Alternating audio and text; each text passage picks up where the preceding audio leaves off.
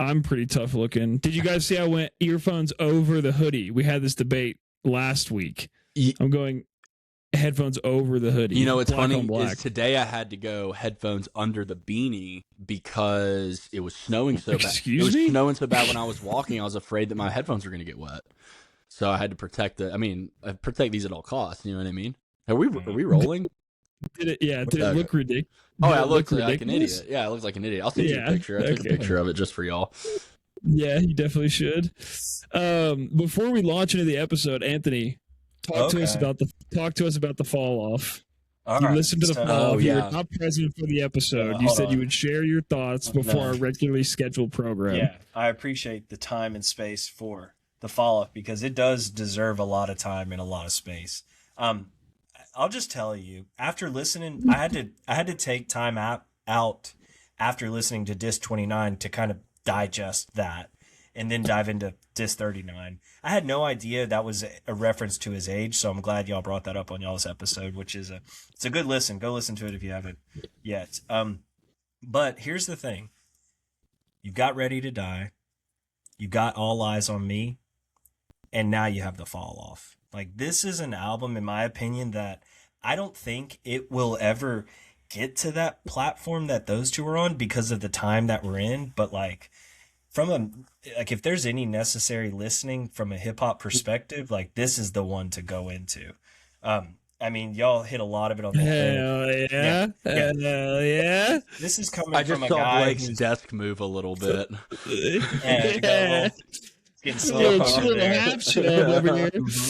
Yeah, but like, I mean, coming from somebody who doesn't know hardly anything about J. Cole, hardly anything about the current scene of hip hop, like this, it is an experience to get lost within, and it did it for me, you know. So I had a great time listening to it. I mean, I don't know how often I'll go back to it. I'm going to get it on vinyl because it's something that I would like to sit with, if that makes sense. It's not something that I would probably cherry pick out of and just put into my rotation, but something that I know I can go into and I'm going to enjoy it because just the musical aspect of it it goes in a lot of different directions. So, I mean, it was extremely pleasant to listen to from a sonic standpoint, but then lyrically there's so many avenues to go down and so many, I mean, things to discover and on my side of things about J. Cole and his experience. So I loved it. Nice. What do you want to give it a rating? Do you have a rating for it? I would give it a 10. I mean, the density of this album is so thick, and like I said, it never felt like somebody was preaching to me or like telling, like it was coming from, I felt it coming from a place in J. Cole. Like there's a lot of emotions in this album. There's a lot of intention throughout this album, and yeah, I mean, so here's what I wrote. Really enjoyed the listen, felt from the deep soul, nostalgic and humble, deliberate and deep. Had to step back in after it. But I wrote I was hooked from two samples, the James Taylor intro, and then 2-6. It samples this track that I used to listen to all the fucking time when I was in high school called I think it's called The Trial of Mr. Biggs by Mr. Biggs. Take that shit to trial, bitch. Take that shit to trial. That is the exact same. It's the sample intro from that song. Yeah, you know? So I was like, yeah. He's pulling samples. Finally, some artist that I respect is pulling samples from a time that I remember listening to him in real time. You know, from Boosie. What is the sample Boosie? Oh, y'all help me out. Set It Off. Set It Off. The track Poor Thing. That was my favorite one. Poor Thing, Who the Fuck Is You, and The Let Out. Those are the tracks that I was like stars by. But the way he uses the sample of Set It Off from Boosie is so seamless that it's like you don't see it coming, but it fits so perfectly. So, I mean, hats off for this thing. So I love it. Fuck yeah. Yeah, I cannot express how excited I am to see The Let Out live in person because that's going to be the highlight of the show for me. I already know it. And just so everybody knows, I told Trey and Anthony, but we got seats on the floor 20 rows back from the stage. We somehow beat Ticketmaster. We got the seats at face value. They have now increased about 2,000% in price by resellers, but we will not be reselling ours. So don't ask. But we got great seats, dude. When we got on, like we had 4 of us trying to get tickets at the same time, and Sam got through first. There was only like 100 people ahead of him, and so it opened up, and there was like all the seats, and he would pick 4 seats.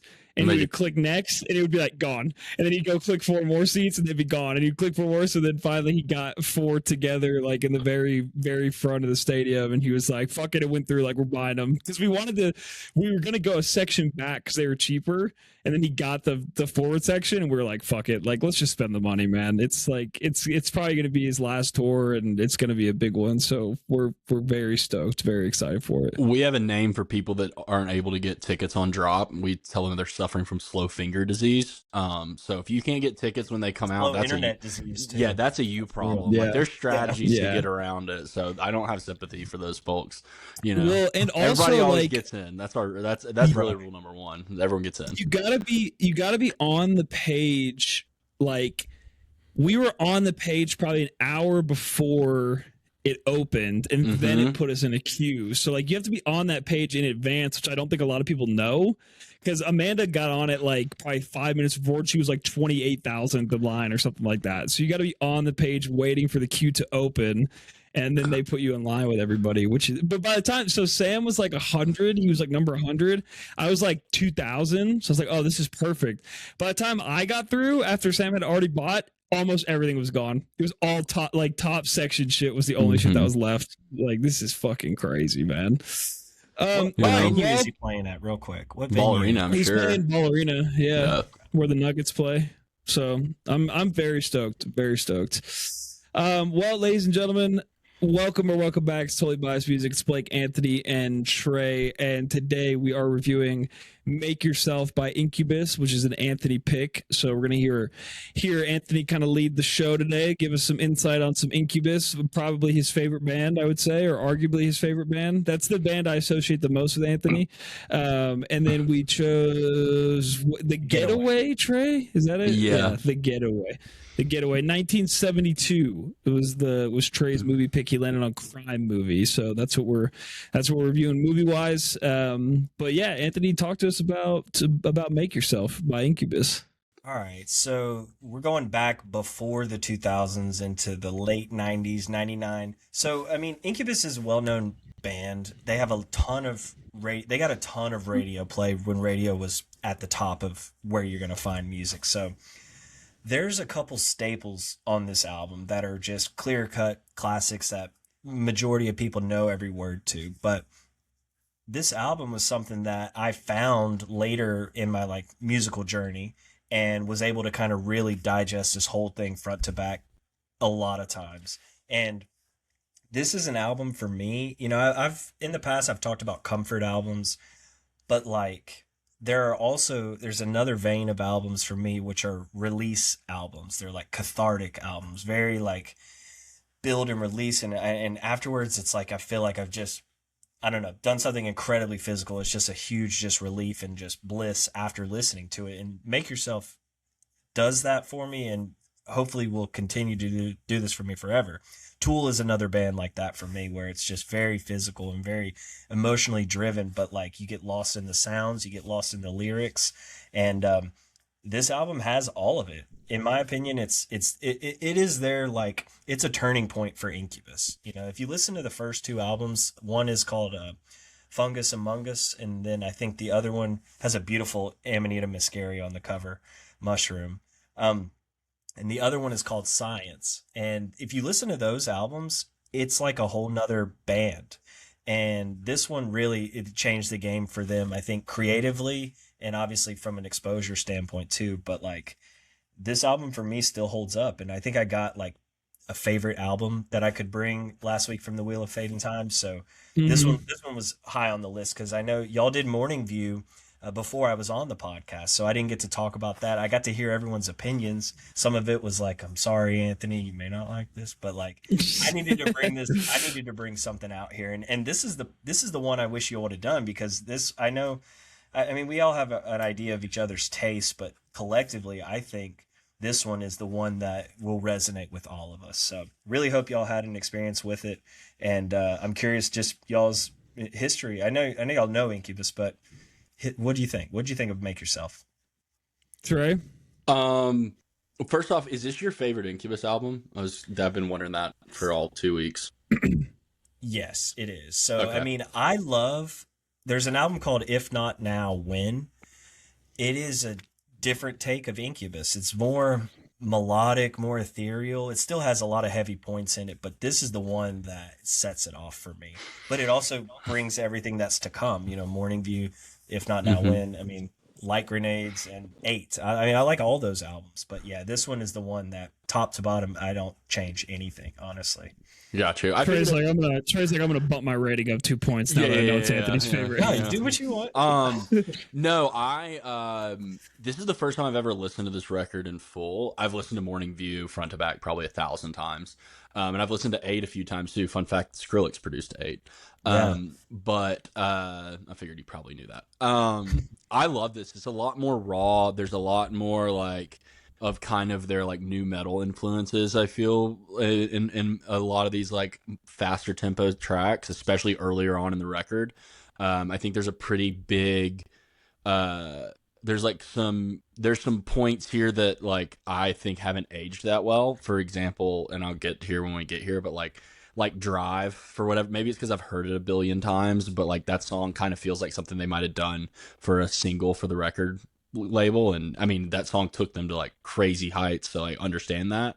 But for the most part, I mean, this album is fantastic. I've been listening to it when I've been like exercising, and like it's definitely super high energy. Like I said, especially that first half up until you hit Stellar, like those first 5 songs fucking bring it. And like I wrote down like, there's very few bands that mesh genres the way that Incubus do, and like Incubus does it very, very well. And like there's some standout tracks on this where it's just like hard left turn from what they'd been doing, and it's really impressive. So I think like, I don't know if this passes Morning View for me, but it's definitely like, I mean, it's great. I really enjoyed it. Yeah, I have to say I was pleasantly surprised. I don't remember what my take was on the last Incubus album. I think Incubus is, in a good way, I think they're a tough pill to swallow. They are a very unique band. Like Trey said, they're not a specific genre.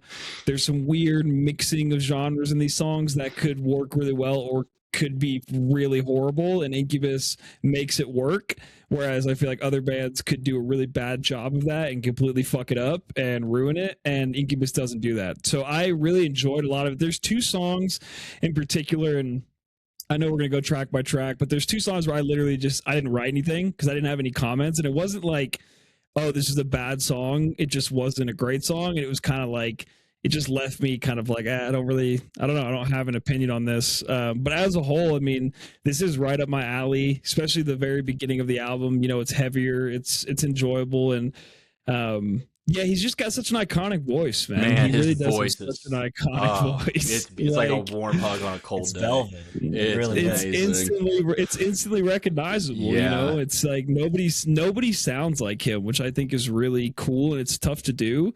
And I have to say, Anthony, when we were driving home, Amanda was like, "What are you guys doing on the podcast?" And I was like, "Oh, we're doing this movie from 1972 that Trey picked." And she was like, "Oh, I'm surprised Anthony didn't pick that." And I was like, "No, he picked an Incubus album."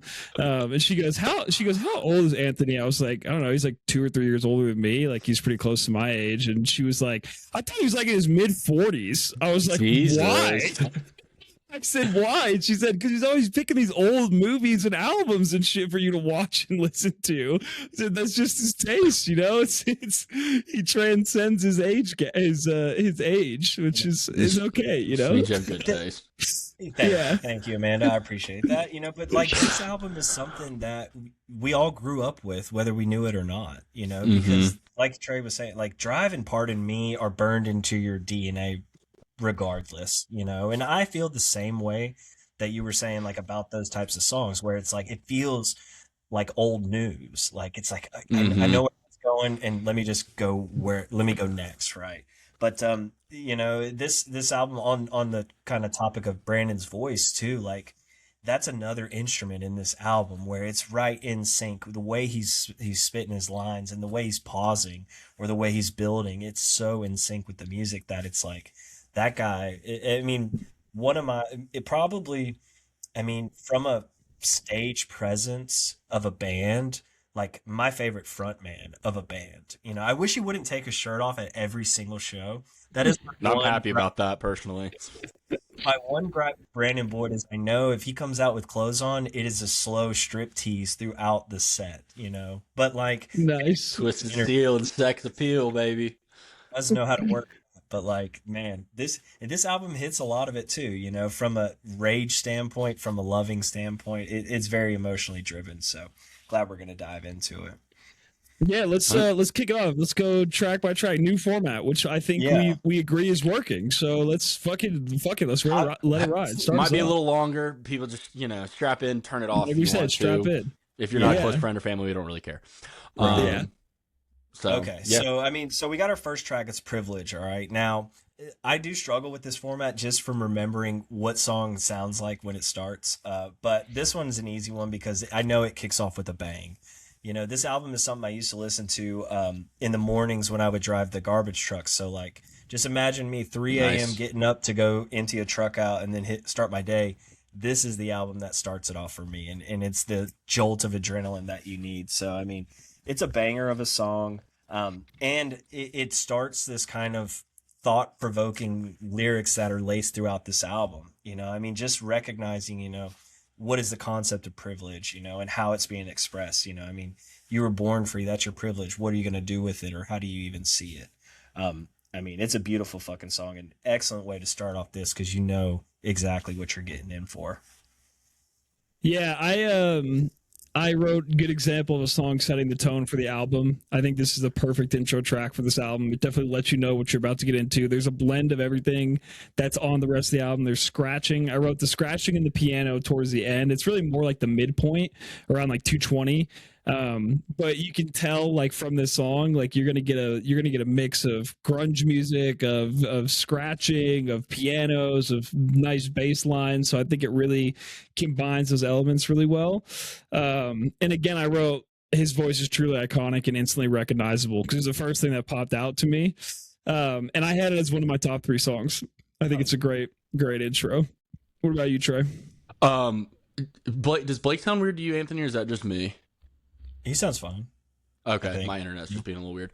Okay, yeah, no, I think you've said a lot as far as like the way that it sets the tone for the album, and it's something we talk about all the time on the podcast. But even just like the hints of the scratching, that's like not super overtaken. It's just like, hey, this is like something a little different that we do.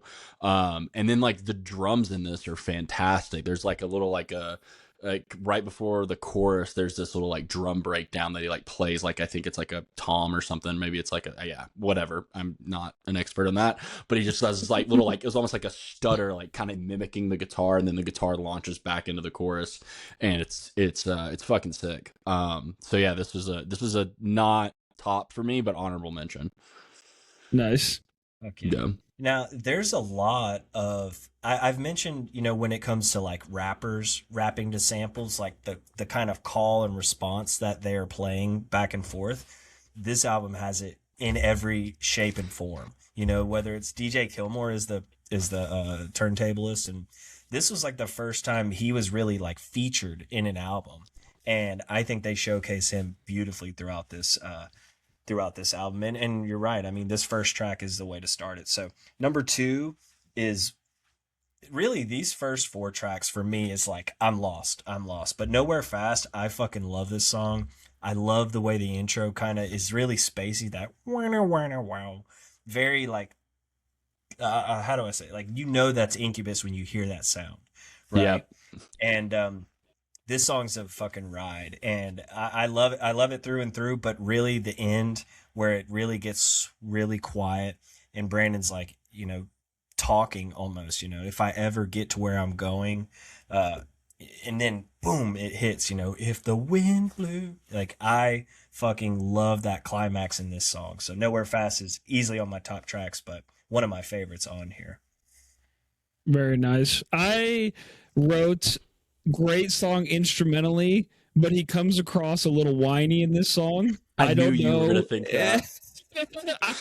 I just feel like for some reason, and it doesn't to me really happen anywhere else in the album. It's literally just this song. So I had it as a bottom song, but it sucks because like I really love the drums in this song. And so there's two, to me, if you don't count the scratching, the drums and the bass lines throughout this album are so prominent and sound so good. And they to me tie each song together more than anything else, like more than the guitar, more than the piano, really equal to the vocals, and the drums really shine on this track. But yeah, I don't know, he's just kind of whining a little bit. He's kind of doing a scream whine situation going on here. So that was my take. I actually have this as my top track because yeah. I think for a few reasons, and it's not. I love it. I love the whining. It's very the top three for me are very competitive. But this one wins out because I think it does all of the things that Incubus does really well. Like sectioned off almost, like the guitar like chorus comes in and it's really heavy, but like there's so much space that's given with the little like dun dun dun dun like throughout the verses. And I love the whiny voice, like the island, like really nasally. That is up my alley. So yeah, I think Nowhere Fast, especially, I kind of like have this album sectioned out a little bit in my mind, and so there's like the first section that's definitely my favorite of the first four or five tracks.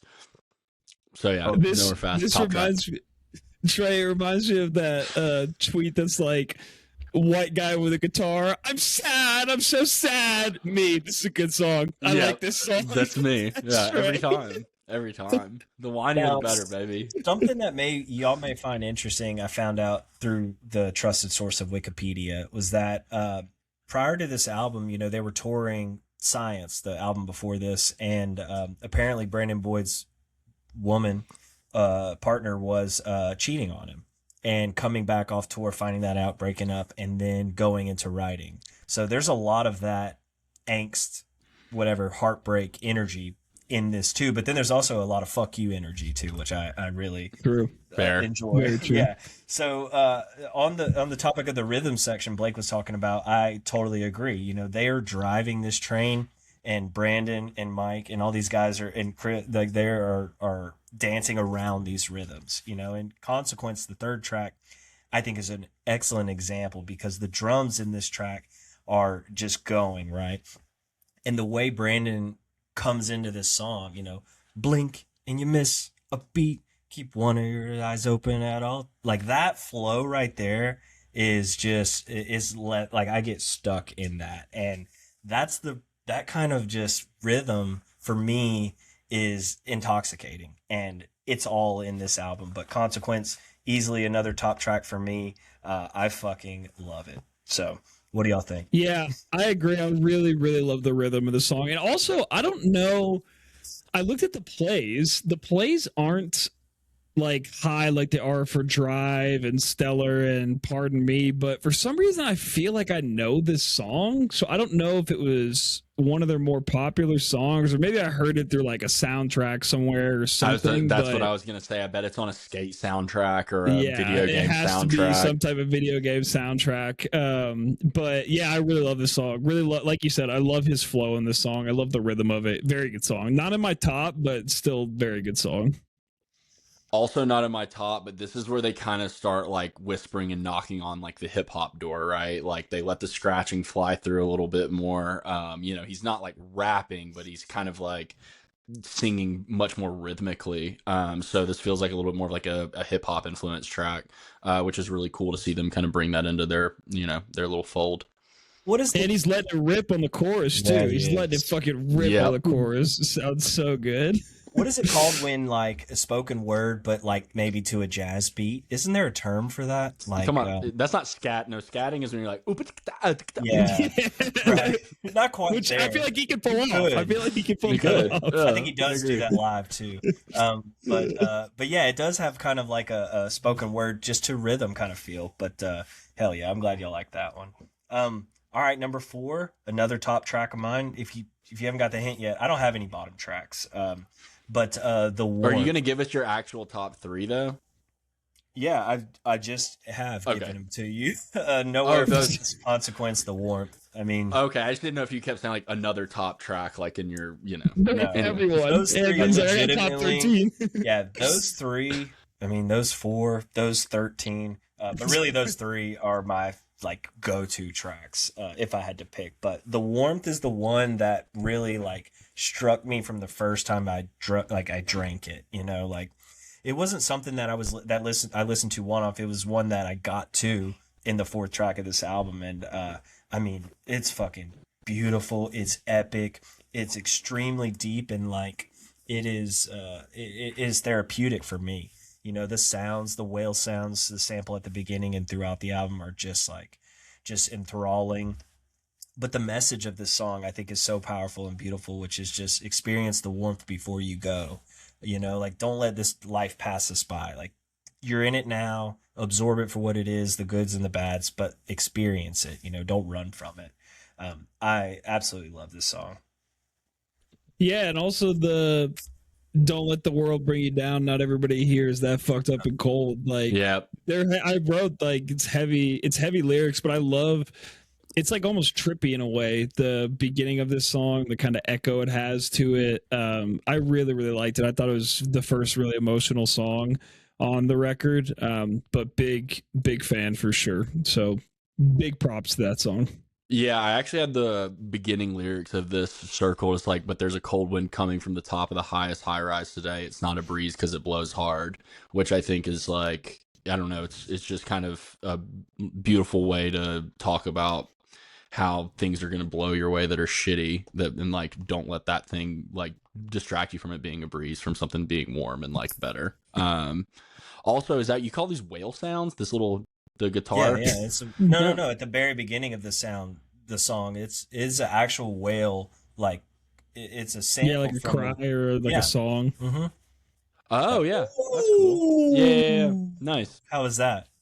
Pretty good. That's pretty spot on. Yeah, you were kind of in time with where I'd started it too. It's a little weird. Anthony's like, and for a little Wikipedia fun fact, I did the sounds for this song. Yep, thank you. Yeah. You know, this album, if anyone listening right now is thinking about listening to this album, do yourself a service with headphones on this, because there are very tiny sounds that are twinkling or bouncing back and forth, or like the warmth is a great example of just a driving bass line. Like that bass line, I'll get lost in it. You know, there's another Incubus song that does it for me too, which is In the Company of Wolves, that has a bass line that drives the whole song, that you can literally just get lost in that alone. But as you start playing with your ears and finding different avenues of sound, I mean, you just keep discovering stuff. So a lot of details in this too. True. Yep. True.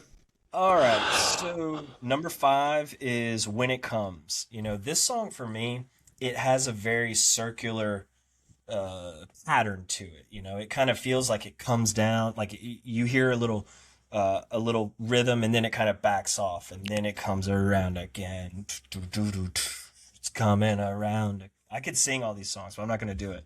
Let me hear what y'all think about When It Comes. Yeah.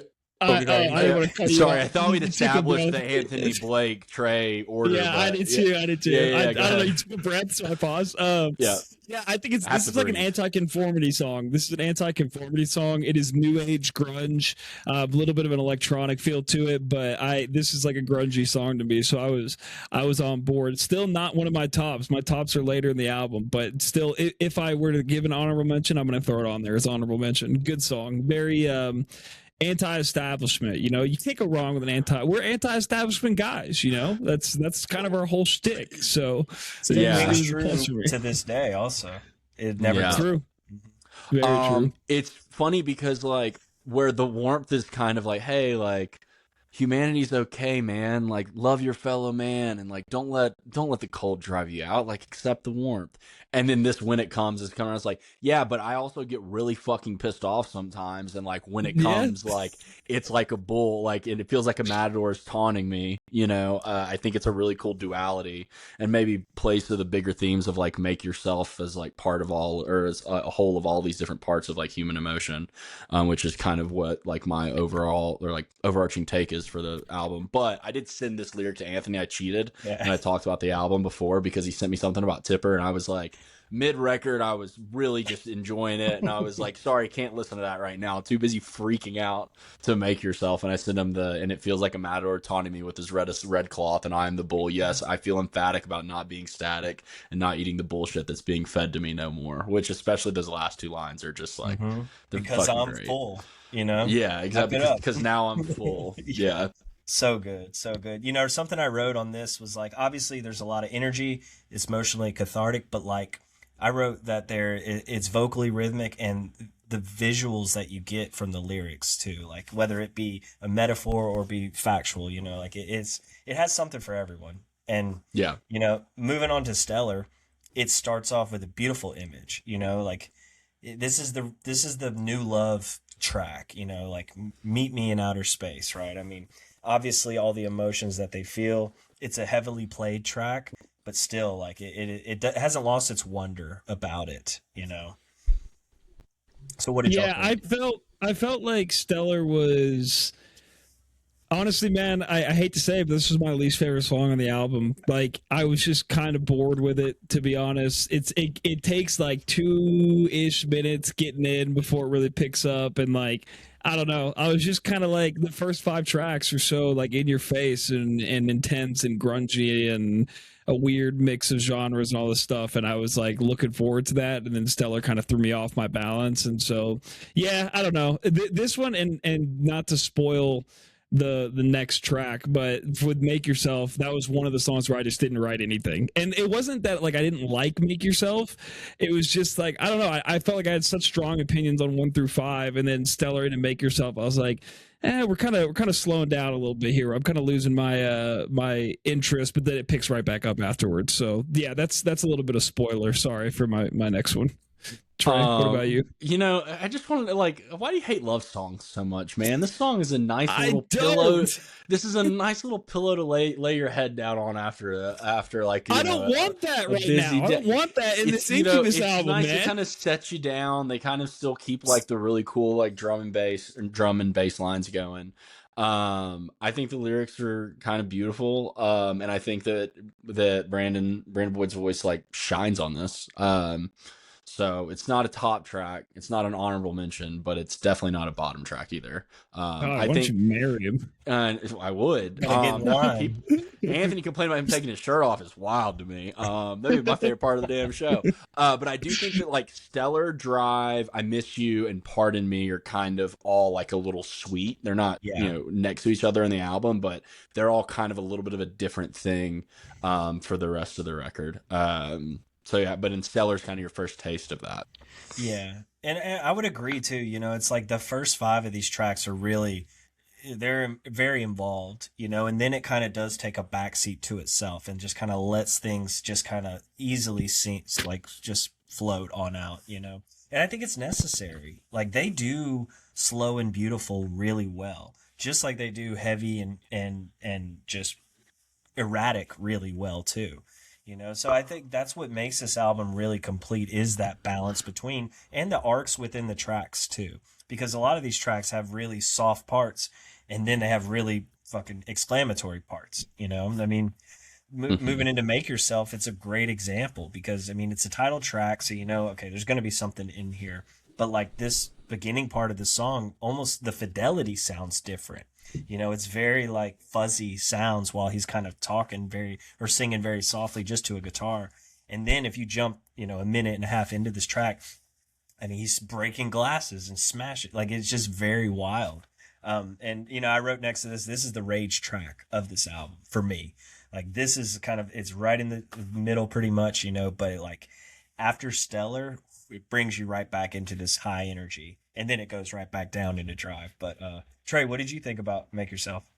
For me, Make Yourself is probably my least favorite song on the album, which is interesting, it being the title track and all, but like some of these lyrics, I feel like maybe he might even look back on them and be like, if you let him fuck you, there will be no foreplay. Like, I think some of these are a little, and I'm going to say angry. it, like, they're a little campy. Some of them are a little campy. And this is I've probably heard that in a while. Yeah, I know. And this is probably the only song that I like don't like on the album. Drive, I'll tell you a story in just a second about Drive. Okay. But Make Yourself, I could probably, which is like, for such a strong album, that moment where they say, you know, to make yourself, like, should be kind of this big moment. I feel like it just kind of falls flat a little bit. I get you. I mean, I would like try to argue the lyric of "you should make amends with you if only for better health." Like that. I do like that right there. I like that. That, I think that's what it does the song for me in that lyric. You know, not so much the aggro, what he's saying. You know, there'll be no foreplay, fuck it till your ass is blue. But like the gist, trying to skip that one real quick. The gist of the song. Did okay, right? Yeah. Yes. But again, it's expressing something, whether it be heartbreak and anger in one. I think it does it, but it is a fuck you track too. It can play that way, I should say. Maybe his idiot girl. Who would ever cheat on this man? Right. Wild. Definitely not Trey. Bitches, Brandon, if you're listening, right? Trey will treat you. No, call me, baby. Okay, let's move on. So, Drive. I don't need to say much about Drive, but what are y'all's thoughts? All right, so I will tell you. Oh, okay, go ahead. Yeah, I'm just gonna hop you in line on this one. All right. Quick story time. I was very briefly in what some would call a band, even though it was not at all a band, and it was me and two guys that I worked with decided we were gonna like do some cover songs, and one of those songs was Drive by Incubus. And so like awesome. I tried to learn on guitar and I probably failed, I don't really remember, but I know that I was singing it and I did an okay job, but we never played any shows, and so this song kind of brings you back to just, you know, failed opportunity, some missed potential there. The name of the band was The Shrugs. It was with Ryan Braswell, if you remember that guy. Nice. That we worked with him at Gobbler's Knob, Blake. Ryan and his brother Paul. So yeah, interesting. because of that, it's not really nostalgic in a positive way. So it's a bottom track for me. Okay. I want to say I am not sick of this song, man. I don't care how many times I hear it. I think it's a great fucking song. I think it's iconic. I think his voice is great. I think there's a reason it was so popular, and it is a good song. It is not a top track, but it is a good track, and I really enjoy it. So Drive is still a rides for me if we were doing rides or dies. I would say it's a forever campfire song too. Like, I think you play it in the right environment, everyone can resonate with it in real time, right? True. But it has had a lot of airplay, you know, so it does it effectively do something to your psyche, whether you've heard it too much or you haven't heard it in a long time and you're ready to hear it again. But it's a great song, so I definitely don't dislike it at all. Okay, let's see. Clean's a different type of track. I mean, it's another kind of like, it feels like it's addressed to a person or to a type of person, right? But it's got a lot of energy to it. I love the intro in this song too. And I mean, the concept of, you know, say what you will, say what you may, but like your dirty words always come out clean. So it's like, you never understand really what's happening is kind of like my interpretation of it, you know, or oblivious to the way you're being perceived. But it's interesting. What did you guys think? I had not heard this song until I listened to this album for sure. So I feel like it had a really fire buildup, which was dope, into like a heavy ass jam, which is really cool. It's pretty much heavy throughout the whole song. The drums are really interesting. I don't know what kind of I mean, I guess it's just normal drums. I don't know what's being played at the beginning. I guess it's just the way he's playing them. It sounds like hand drums. I think it is. Yeah. I think it's bongos, and I think that's Brandon. Brandon plays bongos at the shows. Like, he'll bring out a bongo and play it and stuff like that, or play some other instruments. But that's him on this track. Yeah. Yeah. I had it as my other top track. One of my other top tracks. I love it. I think it's great. I think it's heavy. Gets me going. Good gym song. There's two really good gym songs on here. This is one of them. we'll get to the other one later. But yeah, really, really dig it. What about you, Troy? What if we made that a category, like Best gym top song? tracks, bottom tracks, best gym song on the album? Yeah, I like that. I think the minute and a half, the first minute and a half, of this intro is so like it feels like they all got in a room and they all smoked as much weed as they possibly could, and they all started playing at the same time, and then that's kind of what they pulled from this little session. It's great, and then like they from that little jam session at the beginning, they kind of drop a lot of it away and then just like carry on with the bass line throughout, and just like kind of gets a little thicker and thicker, and then the first verse starts. So I don't know much as far as like some of the lyrics and like, you know, what they mean or anything like that, but I love the instrumental behind this. I would have it also as an honorable mention, but not a top track. But don't you worry, because those 2 top tracks left for me are coming. All right. Okay. I would hope so.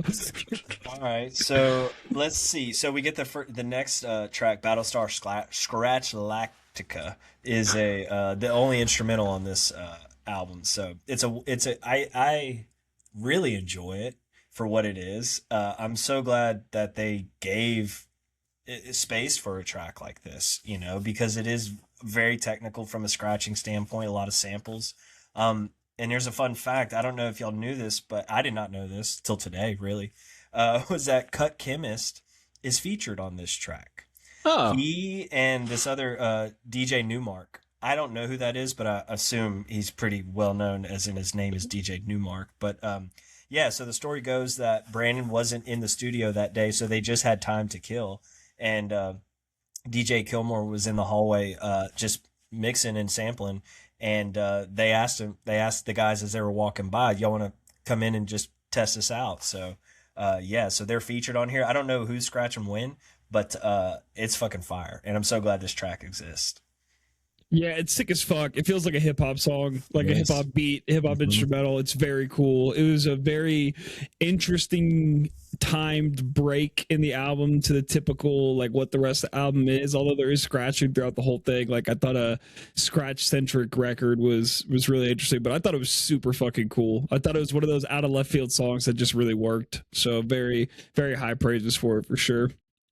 This is my number 2 top track. I could listen to this song on a loop for a year. I mean, it's just fun. Like, it almost has like a reggae bass thing going on. You have these different scratching and like sampling, and the groove in it is just lovely. I don't know if you know, because as we're going track by track, obviously I'm playing it, and then immediately you turn this on, my head's just moving up and down. Yeah. And then it has a little and they go right back into it. It's like a little like New Orleans jazz, scratch, hip hop, like fusion. It's dope as fuck. Yeah, so, yeah. And the bass line so throughout it too, like yeah. Like with the fucking scratching just works so well. Yeah, hell yeah. Fuck yeah, that song is one that I like. When I see Incubus live, I'm always just like, can you just give us some of that just for a little bit? Do they play it? They don't. I haven't seen that song played live, but they do interludes and stuff like that in between songs and stuff. So I mean, he features a lot, but I've not just heard this song like played out, in a recognizable way. But yeah, it's fucking awesome. All right, so track 11's another change of tempo, not a gym track, but I do love this song a whole lot. It's called "I Miss You." And I love it for reasons that aren't like inherently pleasing, but like I've gone to this song a lot, like whether getting out of a relationship is, for whatever it is for different people. Like, I mean, all my past relationships, I still have relationships with these people or with these women, and I care for them, and this song is something that, like, if I want to get a feeling, I can go to this track, I mean, and to hear these lyrics sung, it definitely does something to me, and that's what he says in this song. It's like, to see you as a gift that I didn't think would be real, and you do something to me, or it does something to me. It's very emotional. So, I mean, it's powerful in its own right, but it's not really a dynamic song instrumentally. Vocally it is, but yeah, I like it. What y'all think? There is a little bit of a lover boy in Anthony. We don't see it often. We don't, it but comes he through every exists. once in a while. It's there. He is at his heart a certified lover boy, 100%. Yeah, this was my other track that I didn't write anything next to the notes because I couldn't determine you have how to I say feel. anything. Yeah. I knew Trey was gonna say that. I don't know. I'll give it some time. We'll revisit and see. I don't dislike it. I put it on the bottom tracks, but I don't dislike it. I'm indifferent towards it, I would say. You should learn it on guitar and sing it to Amanda one morning, and you may like it. Isn't it kind of like a post breakup song though? It's a little bit of a like post-breakup song. It's a little bit of that, but like you could take some lines out and use them in a different context, and I think At some get point you're points. gonna piss her off, and she's gonna be mad at you, and you can just bust this out. Yeah. Yeah. Okay, Yeah. I'll revisit it when that happens. There you go. Yeah. There Just you put go. it in the back pocket. I mean, this is one of the oldest topics, and probably since humans have ever been writing songs and music, is the concept of missing a woman or a man. It's not as good as "I Miss You" by Blink-182, so I do feel the need to say that. But it is a very good song. I think I'm not even going to go any further than that. It's a beautiful song, and I like it a lot. And it's okay to miss people sometimes. It doesn't mean that you have any issues there. It just means that you miss them. So anyway, into that we're going to go to "Pardon Me." So, all right. So, pardon me while I burst. No. So this is the anthem. This is the one I think that everyone really resonates with. It's the one that Drive and Pardon Me and Stellar. I think it played at every Incubus show. It's worth mentioning. They do a lot of covers, not a lot in one set, but like over time they've done a lot of covers, and they're phenomenal. Like they did a mashup or a live mashup with their "Wish You Were Here" blended with Pink Floyd's "Wish You Were Here," and this guy was melting in real time. Super cool. But Pardon Me is excellent song. Not much for me to really say on it, but I'm curious, do y'all have any thoughts on Pardon Me? Or do you get that feeling of like, I'm over this song? Is it old to you? No, this is my favorite song on the album. Yeah. It's my favorite song on the album. It's phenomenal. Like the vocals are fucking amazing. Like it's super emotional, and I just love this song, man. And it's one of those, I mean, there's a reason it has so many plays, and like every once in a while, artists have singles that you go back and revisit and you're like, this sucks, the single. Why was this so popular? I can't believe this is so popular. This is not one of those songs. I completely understand it, and it rocks hard. So Pardon Me, favorite song of the album forever. Yeah, this is one of the rare instances where like the single isn't only actually good, but it's also pretty like descriptive of the way that the band like actually sounds, because I feel like this is much more towards their sound than like Drive is, and it's a hit. This song's fantastic. It's my top 3. It really doesn't get old. Has a lot of energy. His voice sounds fantastic. So like this is almost like the flip for me of Drive, whereas Drive sounds like maybe there was a little bit of an extra hand in there from maybe a record label or producer or something like that was pushing something like this. This sounds like it's all Incubus. This would be something I'd like show to someone if they needed to hear one track that what's this band about. And they'd be like, "Oh yeah, I know that song. That song's great." And I'd be like, "Yeah, it's Incubus." Yeah, 100%. So let me ask y'all before we go into the last track on the album. Do you wish this was the last track on the album? Not really, because I like the last song, and I think the last song is a good send-off song. I agree. So I think it works. Excellent. So I mean, like when I look at an album like this, like I look at Pardon Me as like the epic closer, and then Out of Water as kind of a epilogue kind of track, exactly. Yep. And I think it has a great message too, get out from under, and go like see the sky, right? And the way he talks, what is the lyric in this? Oh shit. It's going to take me a second, but there's a point, where the way I got to figure out my system of hearing these tracks while we're talking. So, okay. The line is get out from under precipice and see the sky. The way he says it is very chopped to fit into the music, get out from under precipice. Like I can't do it, but listen to the track, hear those words, but hear how they're being said. And I think it's just very creative, and it fits too well.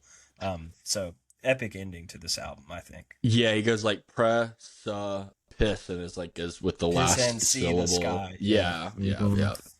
Very cool. A little J. Yeah. Cole-esque, you might say. Right, Yeah, boy? kind of True. little Jermaine Little flow Jermaine. on that. Yeah. Uh-huh. Fuck do you know about Jermaine? Yeah. Only a little. Only a little. Tell us why you like it, Mike. That's it. Oh, Out From Under. Hang on, let me pull up my notes. This is the second good workout song. So Okay. I had this as second good workout song, good send off for the album. Again, drums and bass line are the highlight of the song, but I think it's a great outro, good wrap up of the vibes from the album. Yeah, really like it as a last song. I don't think it would work to me like it doesn't work anywhere else in the album. It fits perfectly right here. So really liked it. I would agree. I do think it's a good send off, and I think part of me kind of like needs a little bit of a cushion on the other side of it, just from it being like this big like anthem type of song, like something that was huge for them. It's good to have something that I wasn't familiar with prior to listening to the album to wrap it up in a bow. I want to say, I think moving forward, partially in the interest of time, but partially because Totally Biased Music started as a way to make fun of the likes of Pitchfork and Rolling Stone and Consequence of Sound. And I think we're going to stop platforming their reviews of albums when we give our reviews. I think we're done with that. I'm down with that. I figured you guys would be down. So I'm not even going to look, and I don't fucking care. Especially after that Pitchfork J. Cole review. You guys can go fuck yourselves. That's partially what this is about, but also it's just, it is reminding me that we need to get back to our roots. It's not us. You know, anybody else's musical opinions don't fucking matter, okay? Ours are the ones that matter. So with that said, let's go into ratings. Anthony, we already know what yours is, but give it to us anyway. This, for me... So, the beautiful thing about CDs, this is a CD era album, okay? The beautiful thing about listening to music on CDs is you could press that little repeat button and let this album go right back again. And it's a beautiful circle of an album. It is a full 10 out of 10 for me, no questions. I am giving it a 8.5. I think it is very good, and I really enjoyed it, and I will be revisiting. And I'm glad it's my first real listen through for this album. But yeah, I've been sleeping on Incubus too much. I think I need to start going down that road. So 8.5 for me. I'm also giving it an 8.5. I would like to know what I gave Morning View. Anthony, if you have that easily accessible, that would be kind of cool to know. But Incubus is one of these bands that's like, they're like a sneaky, like, I'm not saying best band of all time, like in the larger sense, but like, I mean, they're a sneaky great band, like up top band of the 90s and like 2000s. They really are. They have a really good catalog when you start looking at it. They've made some really big hits. They're very unique, have a lot of different influences and they've probably influenced a lot of different bands. So, you know, they're sneaky is what is kind of the bottom line there. That's no cap, Jit. 10 toes down. I mean, they can sell tickets. Like, yeah, thanks, fam. You know. Anthony, have y'all seen them live? No, and they are one that I would have on my bucket list. Like if they were somewhere, if they were playing the town that I was currently in, I don't know why I've never gone with you to like Nashville or Atlanta or wherever. But yeah, I would be super down. Yeah, it's a phenomenal show. I mean, from visuals to sound. I mean, they translate live. I mean, they're doing it. You know, I mean, they're musicians. They're incredible musicians, and yeah, I've never left the show disappointed. And yeah, would highly recommend anybody who hasn't seen them yet. Do yourself a favor, make yourself go see them. Right? Hey, nice. That's what you did there. All right. Let's get into rides or dies because we're already at 53 minutes. So let's knock it out. Trey, what did you bring? The song that I brought was a cover of that Flea did of the Frank Ocean track. Thinking About You. So I kind of a little bit inspired, honestly, from Battlestar Scratch a Lactica. You know, like the bass line of this I really enjoyed. But curious what y'all think. There's going to be a new Flea album that comes out May 26th. This is the second single. The first one had Tom York on it. So Blake, go for it. Yeah, I'm a notorious Frank Ocean hater, and I stand by that. Yeah. I But stand this by isn't that Frank Ocean 100 P. necessarily. It's not Frank Ocean. I think it's really good. I think it's a lot better than the Frank Ocean version. So it's a ride for me. Nice. It is a hard ride. Yeah. I took a left turn. Yeah. Anthony? So I was not sold that this is Flea, like from Red It Hot is. Chili Peppers Flea, but I am stood wrong. I love this track. You know, I'm super excited for this album because I didn't know there was an album coming out, and next month it will come out. So yeah, this is beautiful. Very interesting take. He is playing. He's playing both bass and trumpet on the album. He is playing trumpet. So it should be pretty interesting. Yeah. Fuck. Interesting. Cool. All right, Blake, what'd you bring? So I brought a song. And Don't do my song, bit. Fuck you. I actually forgot. Hang on. So I pivoted. Oh yeah. I chose Last by Burna Boy, and the reason I brought this up was because Trey and I brought up Burna Boy a la the Fall Off and the track that he's on the Fall Off, and Trey was like, I don't think I've listened to him, and I told him Amanda played him a song. I couldn't remember what song it was. I don't know if it was this one or not. But yeah, Burna Boy, I got that heavy from Amanda and our friend Tamayan. He's Nigerian. My friend Tamayan's Nigerian, and so they're big Burna Boy fans, and he's been in my rotation. I love Afro beats now. I really love just his voice. I love the instrumentation for Afro beats, and he's got a lot of bangers. There's a lot of songs I could have chose from, but we were listening to it on the ride to go get dinner, and I was like, you know what, let me send this and see if Trey and Anthony vibe with it. So Trey, first things first, what did you think now that you have a Burna Boy song confirmed in that you've listened to? Thank you. Yeah, it definitely rides for me. Just like general, I guess Afrobeats is the name of this genre, like world music. I feel like I really need to listen to more of, because like every time I turn, let me tell you something. Since that Bad Bunny halftime show, if I'm cleaning my house, I'm turning on Bad Bunny. Like, it's just what it is. Yeah. Nice. And so like this is kind of a similar. It's obviously different, but like a very similar, like upbeat, fun vibe. So yeah, Burna Boy rides. That's 2 for 2 for me for the boy who burns. Fuck yeah. Anthony? So I just had to refresh and listen to it right now because you got a last minute pivot, and I gave your other track a rides for the record, Red Leather. Nice. Yeah, it was a solid one. Fuck yeah. So excuse me. I am not like, I don't dislike Afrobeat Caribbean style music. It's just I have to be in the mood for it, you know. Bad Bunny kind of set the mood for that, right? In the Super Bowl halftime show. But this one, I'm going to give it a rides, really just because I'm kind of right in the middle. You know, it's not a bad track. I'm trying to kind of decide whether I like his voice, I guess, Burna Boy's voice, because it's just one taste right now. So I'll give it a rides, Yeah. but I'll be interested to kind of get more exposure. So you got a green light for more Burna Boy rides or dies. All righty. Good to know. What'd you bring us, Anthony? All right, so I brought you a track. Random Rap just came out, or just released an album a couple weeks ago. It's called The Geometry of Coincidence, I think. And this is the opening track. Now, the album is broken down into 4 kind of sections, and it starts to get more ethereal as the album goes. But this first one I thought would be a nice intro for you guys. It's the opening track on the album, but it has more of an up-tempo kind of vibe to it. So what'd y'all think of it? Trey? Blake, go ahead, because I wrote something down that I think you're gonna say, and I want to see if you say it. That you think I'm gonna say? Yeah. So you go first. I doubt I'm gonna say it because I didn't have a strong opinion on it. I liked it. It's a rides, but it wasn't like I wasn't like, oh man, I gotta listen to this song again, or I gotta fucking I gotta listen to the rest of Random Rap. And I'm not saying I'm against that. Which I would definitely do. I will say the beginning kind of reminded me of Scary Monsters and Nice Sprites. I don't know why. Why? What did you think I was going to say? So Blake will mention Dead Mouse. Oh. Why Dead Mouse? Because it reminds me of Dead Mouse, so I was just trying to see if it would. Anyway, well, continue. the beginning of it, Scary Monsters and Nice Sprites is a little bit of, I mean, he was heavy Dead Mouse influence at that point, so you're kind of on track. But yeah, I mean, what surprises me, Anthony, is that you like this, Anthony. You like house music, bud. Listen, right? This is like one of those guys, like, you tell him, oh, I like this house song, and he's like, this isn't actually house. This is techno something. Like, that's kind of what you're venturing into. Yeah, this is a little housey. All right.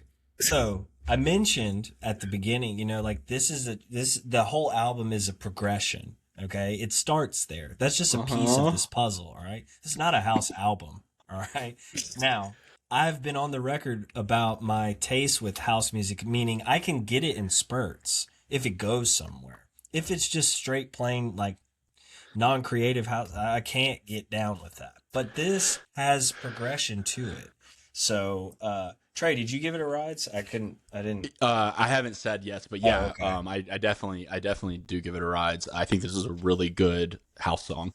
And I was going to say the same thing that Blake said, like, and the thing about house music is, like, there is it's just like all electronic music. 95% of it's terrible. The 5% of it that's great is really, really good. And this is a really good house song.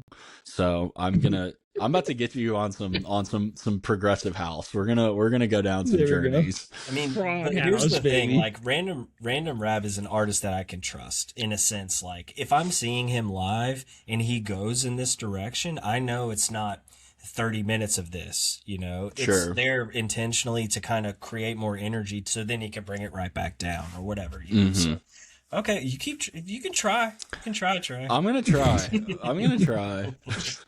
Fair.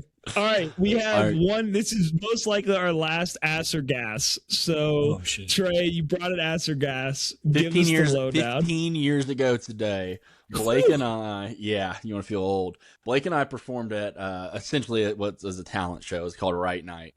And the day of the show, we were told that we couldn't do the song that we were going to do. I think we were originally going to do Lose Yourself by Eminem. And that's what we had been rehearsing. I don't know how much we'd rehearsed it. And so we went home and we changed courses and we decided to do Erase Me by Kid Cudi, and Kanye. And, it went the way that it went. And so, Blake, I want you to decide once and for all, was this Right Night performance of 2011 ass or gas?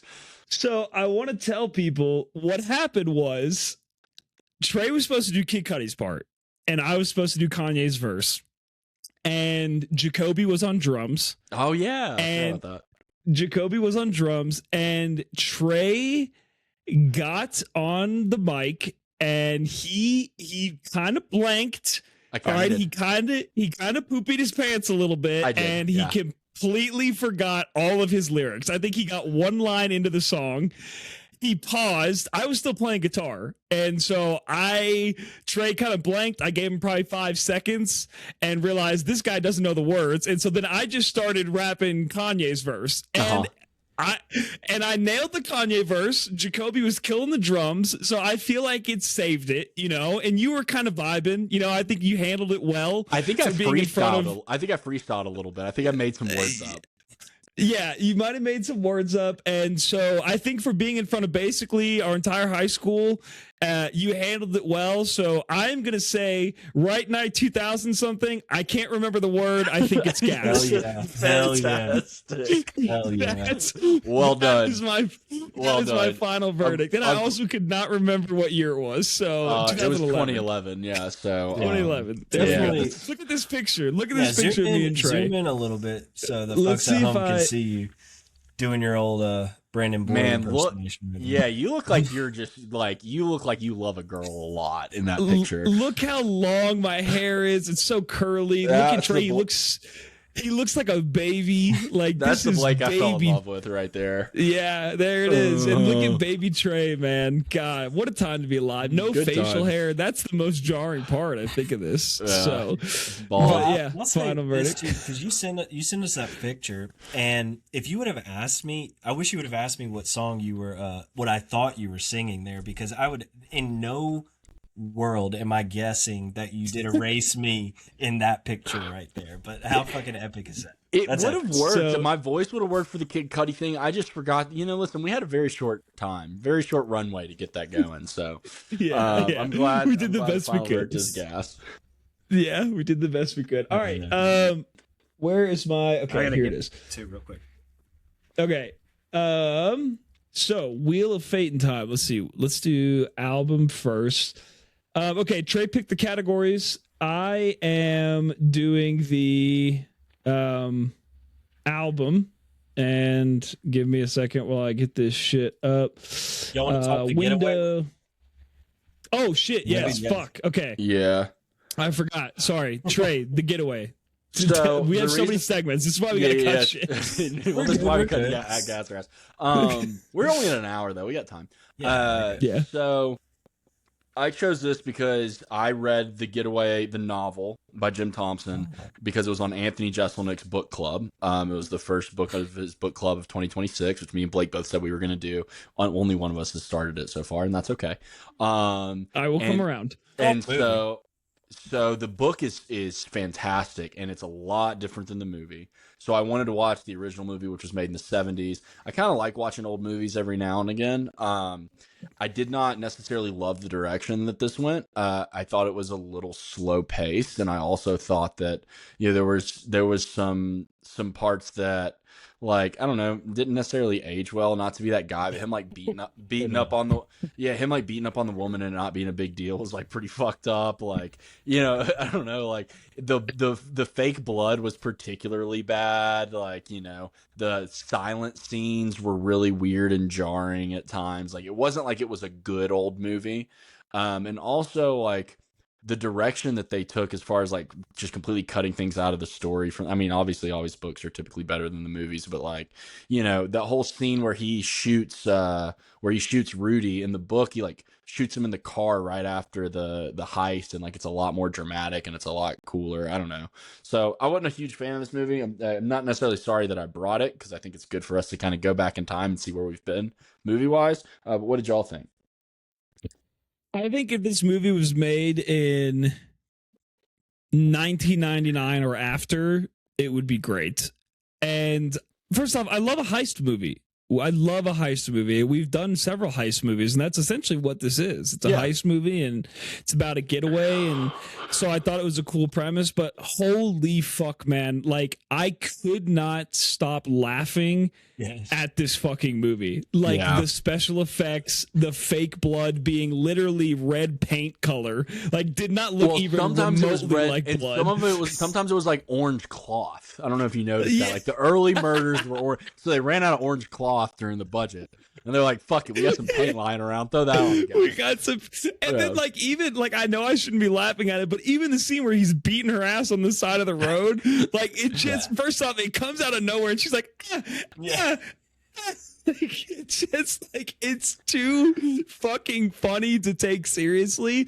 And if it were filmed, because I think of, like, you have to think about the jump, right? Like, Fight Club was made in 1999, and that movie is, like, special effects wise, blood, fighting, violence, all look so good. Like, if this movie was done anything like 1999 after, I feel like it would have been great. But I just couldn't get past that stuff, man. I did like the story. I love the ending. I think the ending is great. I love that they get away and they're happily ever after, and that guy gets his money, and they steal that old truck, or they don't steal it, they buy that old truck. And I think that's great. I think it's a little weird that she was like, this guy just beat my ass, but no big deal. Like, I still love him, and I'm going to run to Mexico with him. Like, not sure that's somebody you really want to be setting your life up with. Yeah, that doesn't seem smart. But but as a whole, man, like, it was I would give it, if I were to rate it out of 5 stars, I would give it a 2.5. It was watchable, but it wasn't phenomenal, Yeah. I would agree with that. It's like, it's not a terrible movie, but it's not an amazing, jaw-dropping movie, right? It's really of the time, but I'm glad you brought up the comedy aspect of it, because there were a couple moments that I just laughed out loud, like there's one where Steve McQueen and the girl are talking, and this is after a lot of drama has happened, but she's trying to, like, convince him that she's loves him, or she's with him, and she's like, I'll screw every prison official in the state of Texas. And he's like, Texas is a big state. And she's like, I'll be all right. And he's like, I know you'll be all right. It's just that scene right there is ridiculous. And I also love the fact when on the train, Steve McQueen beats the fuck out of that guy and gets his bag back, and he kind of covers the guy unconsciously with a hat. And the kid walks up with the gun, and he's like, "Stick him up." You know, like that to me is just, it's a comedy moment because, you know, he's actively like on the run from people who are trying to kill him, and this kid comes out with a water gun. I don't like the fact where he was like, "I'll break your arm, kid, if you don't go back there." But again, it's a lot of the time dialogue. True. Oh, God. Sure, and like also the scene where they murder the fucking guard in the bank. He just kind of like lazily like slumps over. Like the way that he dies is so fucking funny. That's the orange cloth blood that I'm talking about. It's just like coming out of his gut. It's like a magician with a fucking scarf. So good. But I was glad when that guy who originally got shot, you know, he had a bulletproof vest on at the you know, early on shootout scene or whatever, the rendezvous scene. But I was so glad that he got murdered because I just could not stand his fucking character. He's the worst. I hated that guy. Yeah, I don't even know his name. But fuck that guy. Rudy. Yeah. Rudy. Blake, Fuck I really Rudy. would encourage you to read the book because there's an ending that's like it's mystical. It's very, very cool, and it's like a really weird left turn. So you should read it. It's not the same ending. No, it's not the same ending. They do get away to Mexico, but then something else happens.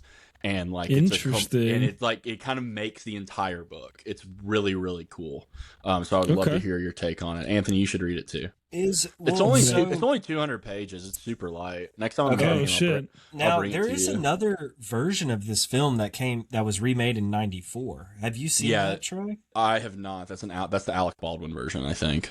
Okay. Well, I wonder. I'm interested about this mystical ending you're talking about. So it's also not in that movie, because Sir Anthony Jeselnik informed us of that in his book club recap. Got to read the book. Yeah. There we go. Is it a big one? Is it thickie? No. It's like only like 200 pages. Oh, that's my bread and butter right there. Okay. Yeah, I'll bring it to you. Look, yeah. All right, Wheel of Fate and Time. I have album. Anthony has movie, and my category is picked by Trey. 2026 album, jazz or jazz influenced album, jam band studio album, 70s rock album, and Spinner's Choice. Trey, hit us with it. The wheel of fate and time, wheel of fate and time, wheel of fate and time. Oh, it's in the red. Yes. Wow. Yeah. That's a close one. Yeah. That's the closest one I've seen in a while. So for jazz or jazz influenced, we are going A Love Supreme by Mr. Coltrane. Oh, wow. Okay. Yeah. Cool. A Love Supreme by Coltrane. Why did we pick that? Why not? Is there something wrong with that? No, it's great. I just think that Coltrane is like the only name I know that came to mind. And so I was like, fuck it, let's do a Coltrane album, you know? Sure. We're venturing into a very new world for, I think, all of us. So it'll be good. It'll be good. All right. Anthony's movie categories, 2026 movie, certified classic, which I think is still up for debate. Best picture winner of this century, comedy, and Spinner's Choice. Are we ready? Ready. Yes. Let's hit it. Wheel of Fate, and I'm not sure why certified classic movies up for debate. It seems like a pretty standard category. Spinner's Choice. All right. So, damn, because I was torn on certified classic, so I just went old school in that category. We're not going there. 2026 movie. It's only been a month and a half into 2026, and I don't want to make y'all watch The Bone Temple, but you should. We could, but I'm not going to. So we're going to go with comedy because I've mentioned this movie once upon a time and it's worth bringing to your faces and brains and y'all are going to love it. It's not a scary, but it fronts as a scary, Trey. This is Tucker and Dale vs. Evil. It is hilarious. It is worth watching. Tucker and Dale vs. Evil. I think that's what it's called. Or Meets Never heard Evil. of it. Tucker and Dale vs. Evil. Yes. This isn't the same thing as John Tucker Must Die, right? No, not even. No.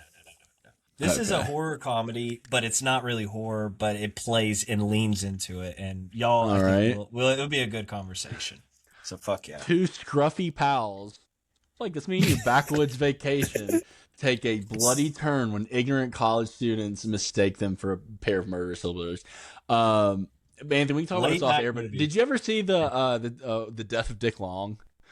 Oh yes. Okay, did I go see that with you? I think I did. Sidewalk. I don't think I saw that. I don't think so. I think I watched that never here. mind. We'll talk about but that later. movie's wild too. Yeah, different lane, but definitely wild. Yeah. I'm glad you brought it.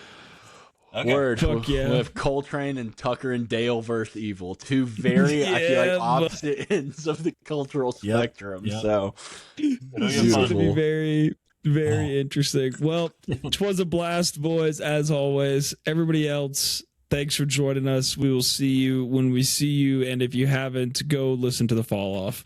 All right, goodbye. Goodbye, everybody.